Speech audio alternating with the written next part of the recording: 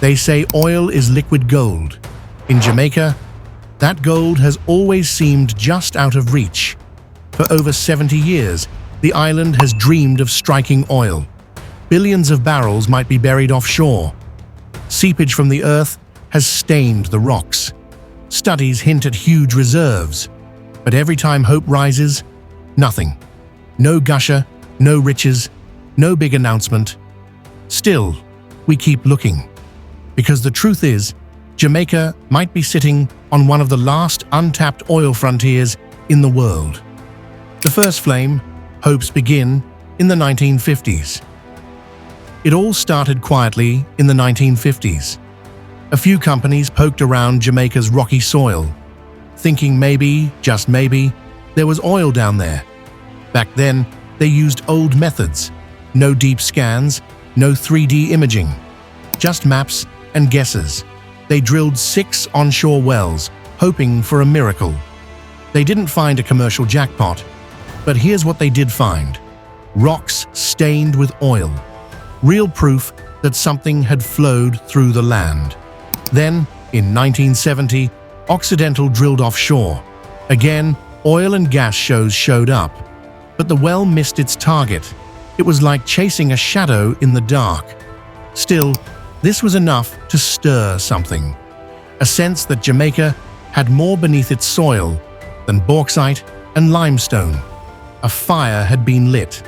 The government steps in. Birth of the PCJ. In 1975, the government said, "Let's take this into our own hands." The Petroleum Corporation of Jamaica, PCJ, was born.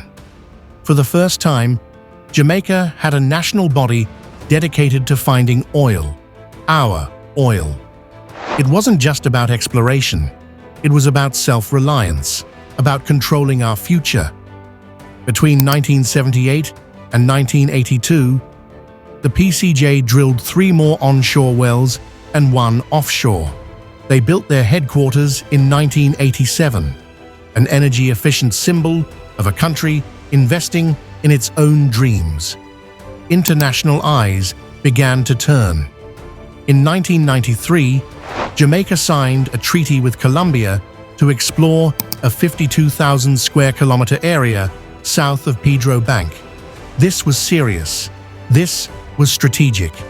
Then, in 2005, the PCJ made a bold move and launched its first formal licensing round.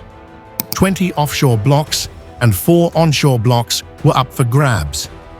The foreign rush begins soon. Companies from Australia, Canada, and Hong Kong entered the scene. They ran surveys. They mapped the ocean floor.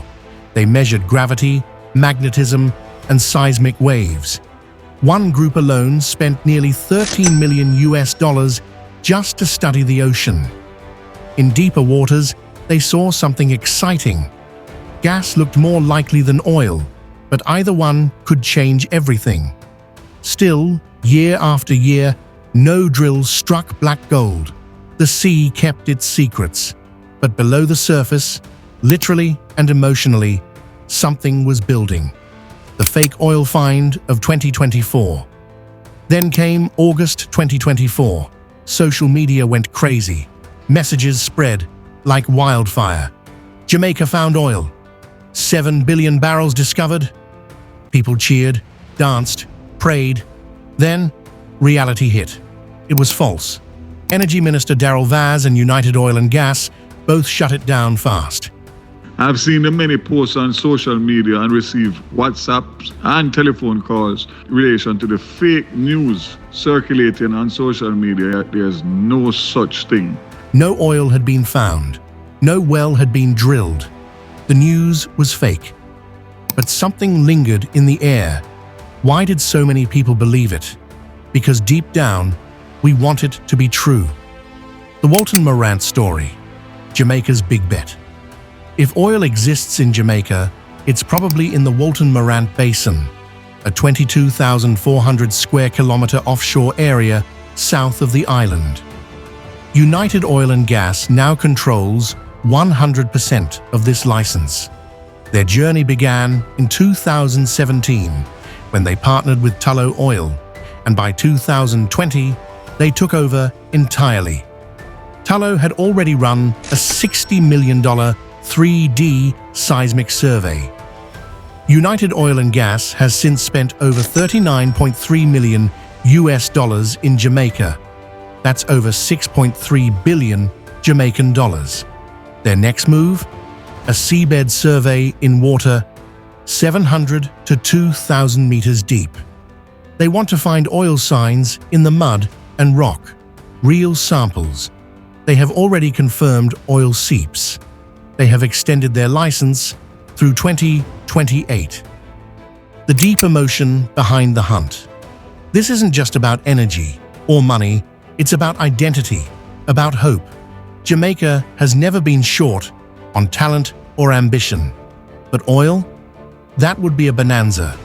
Not just for today, but for generations to come. We've chased this dream for 7 decades. People have dedicated their lives to this work. Geologists, engineers, and leaders. And still, we wait. 4. Bonus facts. 1. There are 3 confirmed oil seeps onshore Jamaica. Not speculation, real, flowing oil. But not enough, yet, to count as commercial. 2. One of the oil seeps came from a 160-million-year-old rock. 3. Over $6 billion has been invested in offshore exploration, just by United Oil and Gas alone. That's serious money chasing serious potential. 4. Under Jamaican law, all oil belongs to the Crown. The Petroleum Act of 1979 ensures any future find is protected for national benefit. No oil yet, but no retreat.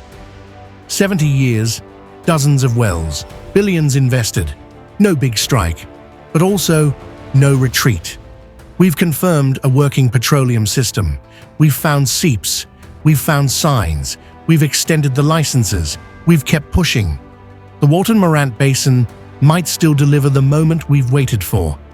And if it does, then all those decades of silence, all those dry wells, all those fake headlines will fade behind one single, explosive truth. Jamaica found oil, and the world will never see us the same again. So, should Jamaica keep drilling, or should we stop chasing oil and chart a new path? We've shown you the facts. Now, we want to hear your truth. Drop a comment, hit like if this story moved you, and don't forget to subscribe to our channel, Impacting Jamaica, for more powerful Jamaican stories that matter.